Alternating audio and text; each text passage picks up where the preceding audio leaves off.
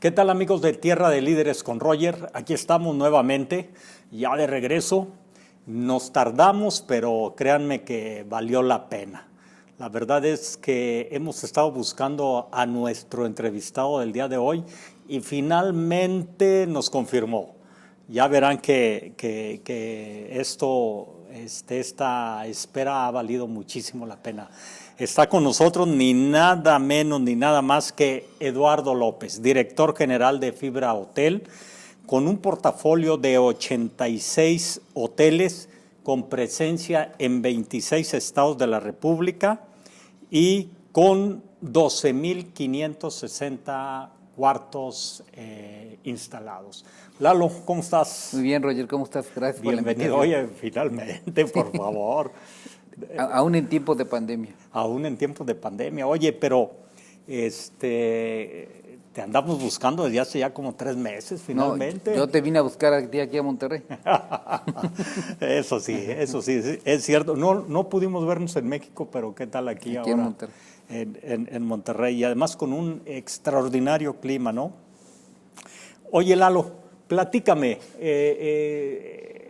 El programa de Tierra de Líderes, lo que pretende y lo que le gusta al auditorio es conocer más de la persona. Esas entrevistas acartonadas del gran ejecutivo y demás, como que han quedado un poquito en el pasado, y aquí al auditorio le ha gustado mucho saber más sobre la persona, sobre qué ha impactado, qué ha formado el carácter de los grandes líderes que hoy, como tú, tienen este tipo de responsabilidades. Y haciendo un poquito de scouting y de investigación, he leído por ahí que eres contador público, tienes la Escuela de Contaduría Pública, diplomado en impuestos, tienes una maestría en alta dirección por el IPADE, y algo bien interesante, has pasado por pocas empresas, pero muy importantes: Banamex, Posadas, GDI y Fibra Hotel. Yo lo digo así a grandes rasgos, pero platícanos un poquito de tu trayectoria, Lalo. Sí, mira, a mí me gusta, pocas veces he dicho lo que voy a decir, pero es importante que lo diga, y me gustó el formato de la entrevista porque es importante que se diga. La verdad es que cuando yo estudié básicamente en pura escuela pública. Ya. Entonces, hoy sabemos que el target, que la posibilidad que tiene una persona que estudia en una escuela pública, de una privada, es demasiado. Yo cuando trabajé en Banamex, y ahorita te voy a platicar en dónde lo entendí, decía, bueno, ¿qué tienen estos cuates de escuela pública que no tenga yo? Y al final de mucho concluí que era un tema de mundo. Y el mundo, pues no lo puedes ir a leer, lo tienes que vivir. Entonces, finalmente, yo vengo de extracción humilde, vamos a decir. Mi papá no terminó la secundaria, Ya. Mi mamá tampoco, pero lo que yo digo es que mi papá me puso en un lugar que sabía que era importante para mí sin saberlo. Entonces te voy a platicar un poco la historia. Yo siempre fui muy pegado con mi papá. Ya. Y mi papá era un cuate que no sabía cómo hacía las cosas, pero las iba haciendo. Entonces finalmente él pasó por todos los empleados que te puedes imaginar. Y el que yo más recuerdo es que él manejaba un taxi de esos que le llamaban los cocodrilos. Lo recuerdo muy bien, de chamaco. Y el fin de semana era árbitro, y a mí me gustaba mucho acompañarlo, porque me gustaba conocer qué está pasando. Y finalmente el cambio en mi vida llegó porque él en su infancia, su papá se murió muy joven, y él tuvo que salir a trabajar casi a los 9, 10 años. Okay. Y el único trabajo que encontró, porque eran puros hermanos y su mamá también no sabía ni leer, tuvo que salir a trabajar muy joven, y él salía a trabajar, tuvo la ventaja de que, no sé por qué razón, porque esa nunca la supe, lo aceptaron de recogebolas en el Deportivo Chapultepec. Mira. Y entonces eso es lo que cambió su vida y cambió mi vida. Porque en ese Deportivo Chapultepec donde lo encontraron, donde lo dejaron trabajar, él era recoge bolas, pero empezó a pegarle a la pelota solo, sin ninguna instrucción y sin una clase ni nada. Y después, haz de cuenta que si te hablo que a los 9 empezó a trabajar ahí y a los 12 lo sacaron porque no estudiaba, eso fue lo que pudo tener su introducción en el tenis. Oye, qué interesante. Y entonces pasó el tiempo, yo, lógicamente fue chofer de Cigarrera La Moderna, después trabajó en estos taxis que te digo, y finalmente entró a trabajar de chofer de un ejecutivo de el banco que en ese tiempo era Ban Rural. Ban Rural, así es. Y ahí nos cambió la vida a todos porque en esta parte que él entró a este banco, tuvo la posibilidad de regresar al club, porque este club es de empleados bancarios. Y la ventaja que tiene este club es que puedes entrar, si eres empleado bancario, puedes entrar desde el chofer hasta el director del banco. Entonces, es lo que yo te digo que a mí se me abrió la posibilidad. Yo estaba muy a gusto en donde vivía, siempre me ha gustado el deporte. Así es. Y jugaba fútbol en esa época. Entonces mi papá, cuando empezó a entrar a ese deportivo, retomó el tema del tenis. Y eres americanista, ¿no? Y soy americanista. Retomó el tenis y entonces empezó combinaba la parte de ser chofer de este ejecutivo y empezó a dar clases de tenis. Ok. O sea, lo que yo te quiero decir es que lo impresionante es que él nunca le enseñó a nadie. Mira. Y aprendió de los 9 a los 12 y después lo retomó como a los 40 años. Y tenía tanta habilidad que empezó a apoyarse dando clases de tenis. Y ahí es donde viene el cambio importante para mí, que yo siempre cuando lo platico lo que le digo es que uno cuando vive en una habitación vamos a pensar, de 20 metros, y no hay una ventana hacia el exterior, pues eres feliz en esa habitación de 20 metros. Totalmente. Porque no conoces otra cosa. Y eres muy feliz ahí. Y si no llegara nadie a abrirte esa ventana, pues estarías totalmente feliz en ese cuarto. Ajá. Y por eso mucha gente dice, pues es feliz porque es lo que él conoce en ese momento. Cuando a mí me llevó al deportivo, pues a mí se me abrió la posibilidad, me enseñó una puerta para ver que había más cosas, ¿no? Uh-huh. Me recuerdo que a mí el fútbol me encantaba, pero el tenis no me gustaba. Y él me empezó a llevar hasta que me gustó el tenis. Y me gustó también porque tuve la posibilidad en ese momento también de ganar un poco de dinero. Ok. O sea, empecé primero a recoger pelotas, después, como había un torneo que se llamaba el torneo bancario, era árbitro me pagaban por ser árbitro y después le ayudaba a mi papá a dar clases. Entonces, finalmente yo siempre, mientras estuve estudiando, siempre tuve un recurso adicional, que era mío. O sea, ese no lo tenía yo que aportar a mi casa, era dinero que yo ganaba, que era para mí. Y entonces así fue como fui creciendo.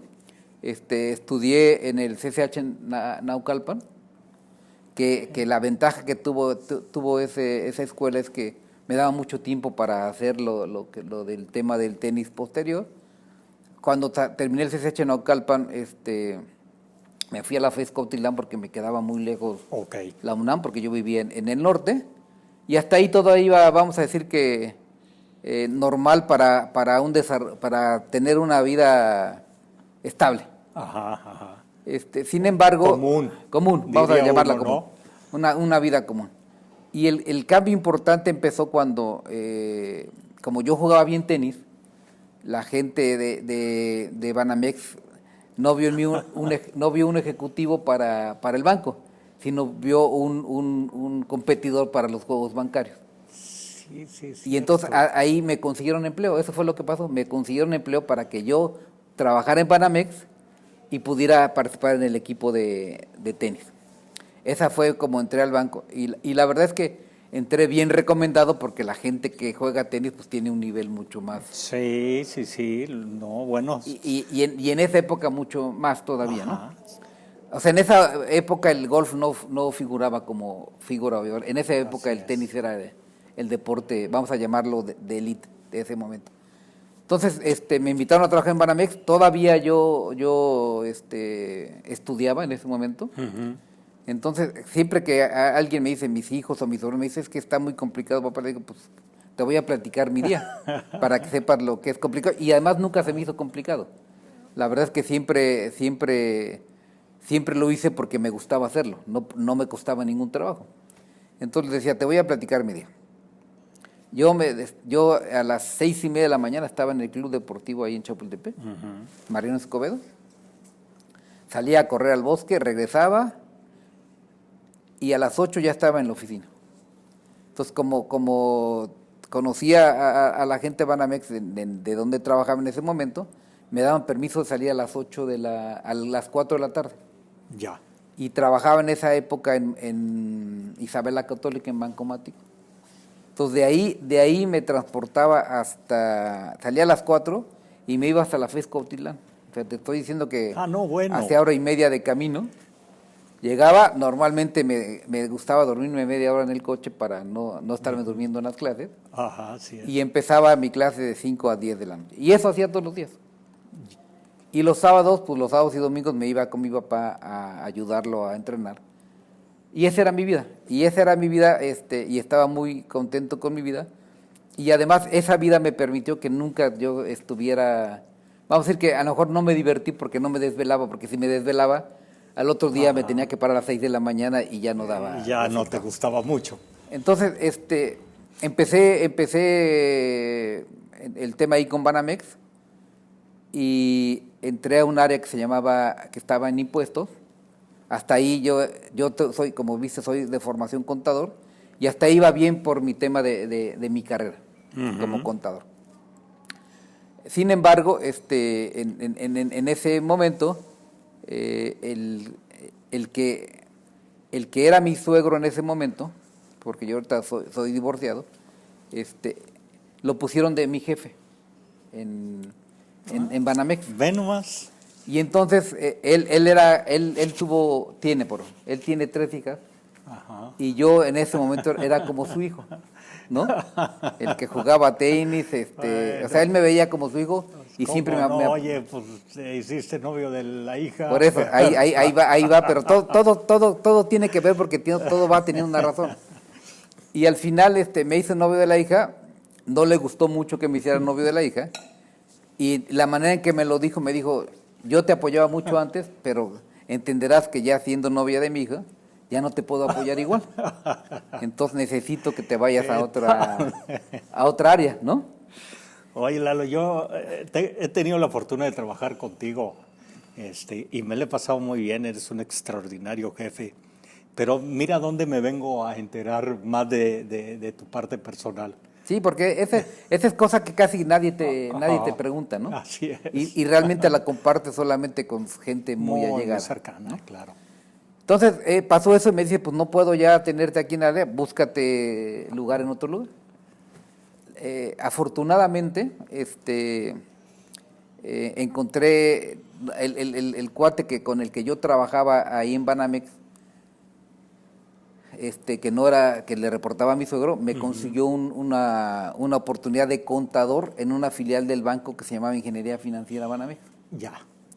Y entonces ahí es donde yo te digo que llegué y vi a puros cuates del TEC, de la Ibero, y decía, puta, pues, ¿por qué yo soy el contador y estos cuates son los analistas, los que ganan bien, los que les va mejor? Y dije, pero bueno, pues ahorita mi función es de ser el contador de la empresa.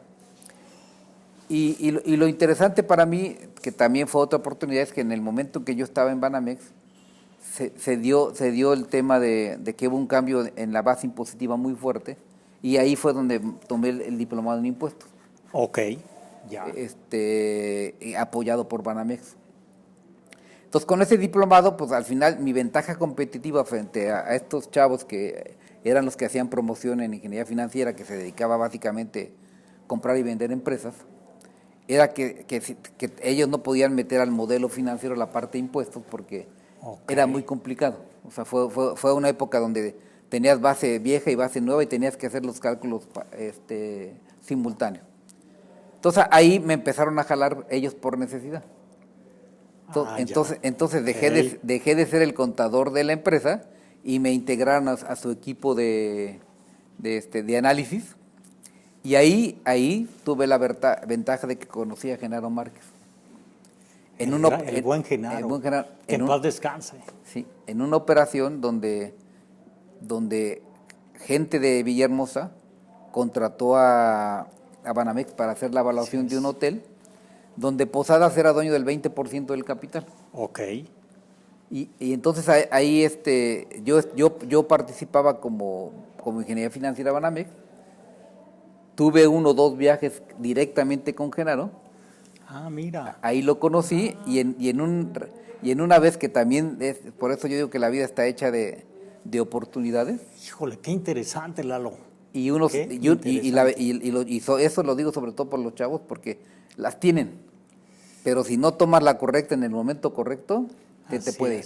Así es. Y entonces esa vez llegamos de Villahermosa y finalmente yo le dije a Genaro, oye, ¿me vas para la oficina? Porque esa es otra cosa importante. Ingeniería Financiera Banamex se mueve a las oficinas donde estaba Posadas antes, ahí en Reforma y Periférico. Ya, ok. Entonces nosotros estábamos en el piso 3 y haz de cuenta que Posadas estaba en el piso 4. Y entonces yo ese día le dije a Genaro, oye, ¿vas a la oficina? Me dijo, sí, ¿me puedo ir contigo en el taxi? Ajá. O sea, pero fue algo que se me ocurrió. Claro. Y en ese trayecto del aeropuerto a la oficina, Genaro me dijo, oye, ¿te interesaría venirte con nosotros? Uh-huh. Y ahí fue un tema importante porque yo en ese tiempo tenía 26 años, estaba a punto de casarme y técnicamente salirme del banco, y eso tiene que ver con las 3 o 4 decisiones importantes que he tomado en mi vida. Sí. Sonaba como que el banco ya me había autorizado la maestría en el IPADE, conocía a gente en el banco y estaba estable en el banco. Sí. Pero finalmente yo vi la oportunidad con Posadas, porque en esa época Posadas pues no tenía más que un hotel. Uh-huh. Estaba construyendo el Fiesta Inn Chihuahua y el Fiesta Inn Jalapa. Y el potencial de crecimiento que se le veía era enorme. Y entonces dije, bueno, pues yo puedo estar muy a gusto aquí, puedo tener cierta estabilidad, pero si no tomo este riesgo, pues no puedo acceder al siguiente nivel. Y para mí, ¿cómo vas a acceder al siguiente nivel? Siempre lo he definido como que estás trepado en una ola que lleva a su cresta. Si quieres elevarte más, te tienes que cambiar de ola, pero claro que cuando te subes a esa ola, pues tiene sus complicaciones, pero si te subes bien a esa ola y llegas bien, pues ya estás en el siguiente nivel. Okay. Y así vas subiendo peldaño. Y así es como yo lo visualizaba en ese momento. Y entonces tomé la decisión de irme a Posadas sin conocer a nadie más que a Genaro. Entonces llegas con Genaro. Llego con Genaro, que era el de finanzas, Ajá. Pero mi primer jefe fue Michel Montán. Tu primer jefe fue Michel. Mira nada más, saludos para Michel. Saludos, Michel, que ahorita lo acaban de jubilar. Sí, después de 30 años, Posadas, ¿no? Después de 30, pero una excelente gran carrera tipo, y un gran maestro. Ejecutivo, cómo no. Y entonces, cuando yo llegué a Posadas y Michel es mi jefe, pues yo estaba impresionado con él. Uh-huh. Porque Michel era egresado de Harvard, manejaba el inglés y el francés perfecto, y entonces dije, bueno, pues aquí es donde me tengo que pegar para aprender. Sí, cómo no. Y finalmente, la otra cosa importante que hay que transmitir es que la escuela te enseña a pensar. Mira, yo siempre he dicho, Lalo, que hay, y lo platico con mis hijos, que más allá de escuelas lo que hay son alumnos. Uh-huh. Hay personas, hay estudiantes. Sí, pero a lo que voy un poco es que puedes ser muy buen alumno, pero no puedes ser buen trabajador. O sea, la escuela te da una base de estructuramiento teórico y de solución de problemas. Uh-huh. Pero si no te sabes desenvolver en el ámbito laboral, que tiene mucho que ver con muchas uh-huh. aristas, pues te puedes quedar. Y hace poco yo lo platicaba con mi hijo el mayor. Porque mi hijo el mayor, como te puse ahí, es muy bueno en la escuela. Yo he invertido mucho dinero en su educación, justamente para que tengan ese ajá, peldaño, ajá. Para que empiecen de un peldaño más alto, mejor okay. preparados. Pero también le dije, si no tienes la capacidad de tener esa inteligencia emocional para desarrollarte en las empresas, puedes ser el más inteligente de todos, pero no vas a poderlo lograr. Ya. Y entonces le decía yo, tienes que empezar a trabajar. Y me decía, pero es que todavía estoy estudiando. Está bien.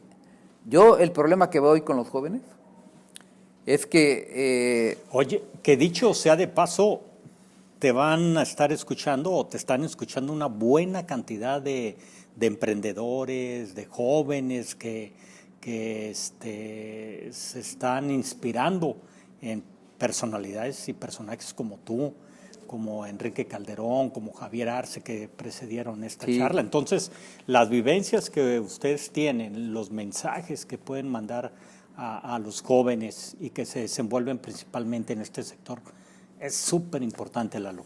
Entonces, yo lo que le decía a mi hijo, justamente hace como 3 semanas tuve esa plática con él, le decía, tienes que empezar a trabajar. Y me decía, pero aparte eres muy regañón. No, ¿Cómo le dijiste? Tranquilamente. Le digo, tienes que empezar a trabajar porque si no empiezas a trabajar, no vas a saber qué quieres hacer. Y el problema que ustedes tienen hoy es que de la vida que hoy les podemos dar, a la vida que ustedes se van a poder dar solos, van a pasar 10 años para que de su propio trabajo logren tener ese nivel de vida, lamentablemente. A menos y sí hay cuates que... Casos extraordinarios. Pero estoy hablando siempre del promedio. Entonces, la única manera de que lo acortes ese plazo, pues es que te pongas a trabajar ya. Y te tienes que poner a trabajar para entender cómo funcionan las empresas. Le dijo, y en temas de inteligencia emocional, tienes que aprender a relacionarte con el cuate que te ayuda a limpiar tu oficina y entender qué pasa con su vida. Tienes que aprenderte a relacionar con tus pares y a negociar, porque ahí no puedes ejercer fuerza. Así es. Y tienes que aprender a negociar con tus jefes, porque ahí siempre te van a decir lo que tienes que hacer, estén o no estén bien. Así es. ¿No? Y si no tienes esa capacidad, no vas a poder sobresalir. Sin lugar a duda. Entonces, eso hoy para eso tienes que empezar a trabajar. No para ganar dinero, porque no te van a pagar dinero ahorita. Para empezar a ejercitar ese músculo de la inteligencia emocional. Que se habla poco, pero es importantísimo. Así es, totalmente de acuerdo. Y entonces, ya siguiendo con el tema de la vida profesional, entro a Posadas y entro otra vez en el escenario de la ola, entro en una ola que se empezaba a levantar. Así es. Y entonces se empezaba a levantar todo mundo. Ahorita hablamos de que se jubiló Michelle, pero pasaron 30 años para que se jubiló. Yo te estoy hablando de hace 30 años. Sí, ¿no? Cómo no, recuerdo. Entonces finalmente era una empresa joven para el tamaño que tiene hoy. Era una empresa que estaba reclutando gente con talento. Cierto. Don Gastón tenía 2 años que se había muerto. Y entonces entré en la vorágine de Posadas. Ahora, si tú me decías, ¿qué sabías cuando entraste a Posadas con respecto a lo que aprendiste saliendo de Posadas? Un mundo de diferencia. Y el otro mensaje para los chavos es que estén abiertos siempre a aprender. O sea, a mí siempre me decían, ¿sabes hacer esto? ¿No? Pero si me dices cómo, lo investigo. Le entramos y vemos cómo es. Ajá, vemos cómo es, le entramos y lo hacemos. Y el otro tema importante que yo digo que va también con la cultura japonesa es decir, tú dámelo, yo lo hago. Y después nos ponemos de acuerdo cuánto me vas a pagar por hacer eso, pero primero te voy a demostrar que lo sé hacer. Ya.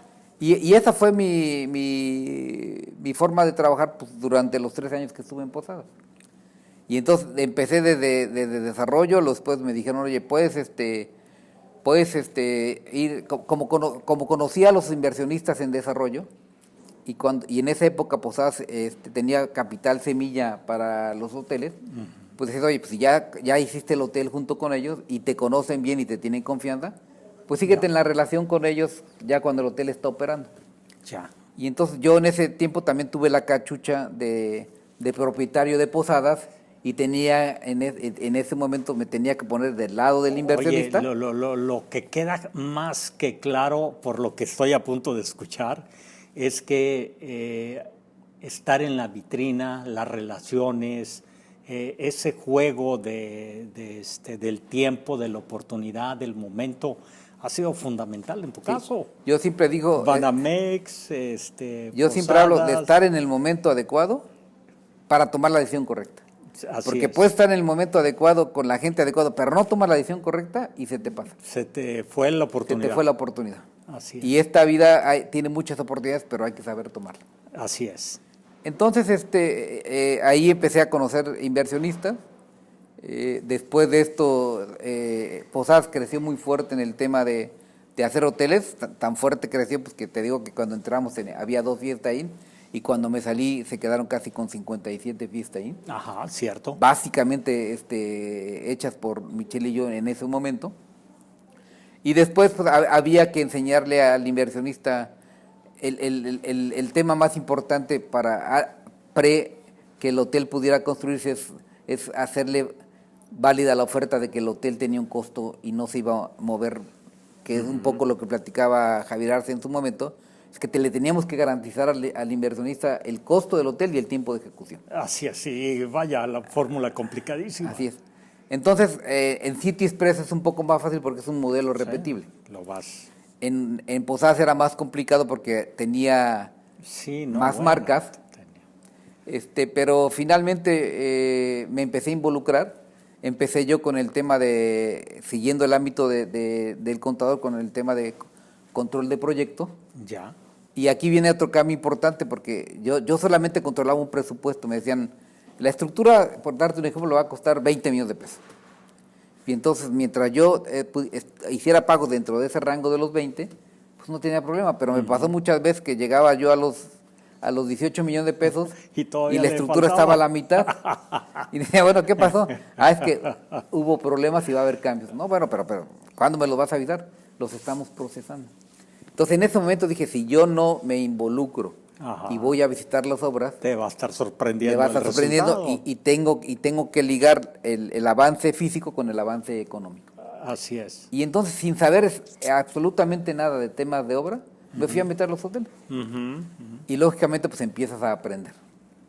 Y por eso te digo, siempre digo que una cosa es lo que estudias y otra cosa muy diferente puede ser en donde termina. No, y además yo comulgo contigo y además me consta, porque yo llegué a verte en las obras, yo llegué a verte en el campo, y es algo que yo siempre he discutido con los financieros. O sea, tienes que ir a ver dónde están los centavos, dónde los metiste. Luis Barrios me decía mucho en su momento, porque también fue mi jefe en Posada. Decía, oye, ya vimos el terreno. Y te decía, ¿ya lo caminaste? ¿Ya lo nadaste? O sea, ese era Hay que reportearlo. Sí. No, sí, o sea, no lo veas por Google, porque antes no se podían ver en Google. Sí. Decía, ve al terreno, camínalo físicamente, ve qué hay en los alrededores, y entonces ya podemos platicar acerca si es una o no buena ubicación. Sí, claro. Entonces, finalmente me empecé a meter al tema de las obras. En ese momento Posadas, estaba yo con Jorge Carballo, y en ese momento Posadas empezó a ver si se iba hacia Sudamérica. Ok. Y la persona que se tenía que ir a Sudamérica, pues que se escogió en ese momento que se fuera a Sudamérica, era Jorge Carballo. Entonces, lógicamente, pues prácticamente estuve yo 2 años manejando el área de desarrollo e inversiones hoteleras con Jorge a distancia, ¿no? Y eso también me hizo crecer mucho porque en la compañía pues tenía que ir a reportarle en ciertas ocasiones directamente a Gastón. Ok. Y ahí sí era... ahí sí me ponía nervioso, ¿no? Pero, por ejemplo, me decían, oye, ya se fue Víctor de Anda. Ajá. Y era el que vería proyectos. ¿Lo quieres ver? Ven, lo veo. Oye, ya se fue tal persona al Amillo y era el que veía equipamiento. ¿Lo quieres ver? Lo veo. Échale para acá. Y entonces así fue como fui agarrando áreas en Posadas, y fui conociendo y aprendiendo. Yo recuerdo mucho que cuando me fui de ahí, fui a ver a Pablo y le fui a dar las gracias. Le dije, oye, pues ya me voy. El cambio importante fue que yo, teniendo mi oficina en el penthouse de Posadas, pasé a compartir en ese momento una